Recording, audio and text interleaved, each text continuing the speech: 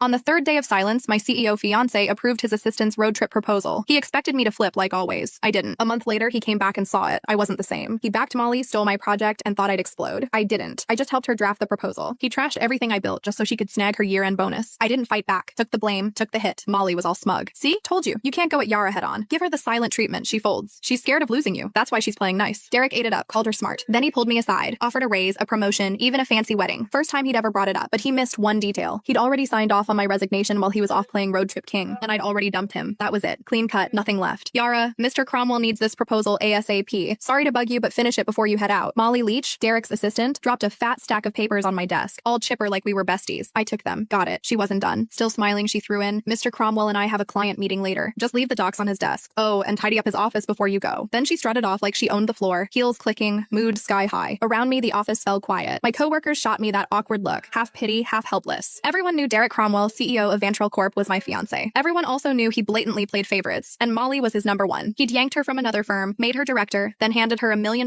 project I'd busted 2 months bringing in and prepping. When I pushed back, he called a team vote thinking everyone would back him. Wrong. The whole team voted for me, except him. Molly got 1 vote, his. He lost it, accused me of stirring up cliques, didn't just take the project away, he demoted me in front of everyone and slashed the salaries of the people who'd backed me. Nobody dared speak up. Later, he apologized, said didn't want it to look like favoritism, claimed Molly might feel left out. I used to believe that crap. Now, it's a joke. Molly couldn't even keep up with our interns. Didn't want it to look like favoritism. Please. He was straight up playing favorites. Everyone saw it but him. I heard footsteps upstairs and looked up. Derek. He showed up at the stairwell, glanced my way, then walked out without saying a word, changed into some casual suit. Even from here, I caught that cedar cologne. He never used to wear cologne. That one? Molly's gift. Yeah, he knew exactly what he was doing. He'd been pulling this kind of stuff for years. It started after I found their goodnight texts. Couldn't stay quiet. I confronted him. Derek said I was being petty. Then, like it proved some point, he used it as an excuse to make it official and moved Molly to work directly under him. The more upset I got, the harder he leaned in, dragging her to every social event, serving her food, even wiping her mouth at company dinners. When we fought, he'd ice me out. When I apologized, he'd round up his buddies to lecture me like I was some jealous mess. For a while, I actually blamed myself. Thought maybe I wasn't generous enough. Thought maybe that's why we ended up here. But on day 3 of one of his silent treatments, when I was too sick to even sit up and he still packed his bags for a trip with Molly, I gave up. That's when it hit me. He wasn't trying to be noble. He just used my pettiness as a shield so he could keep doing what he wanted without feeling guilty. Even if I hadn't caught those late night chats, he would have just found another excuse to be with her. After their latest business trip, they were still grabbing dinner, drinks, playing tennis, same routine. But something between them had changed. I could feel it. Not that it mattered. 5 years together, and it was done. This whole mess had dragged on long enough. I was the last one in the office, finishing up the proposal. Checked my phone. Molly had been busy posting. Candlelit dinner at some fancy spot. 2 plates of steak. Derek, all polished and perfect, cutting hers for her. Caption: steak cut by the CEO himself. It has to taste better. The comments were full of heart emojis and fangirling. A few clueless people even asked when the wedding was. Derek replied with 3 dots. Molly followed up with a cheeky emoji. No clarification, just like always. But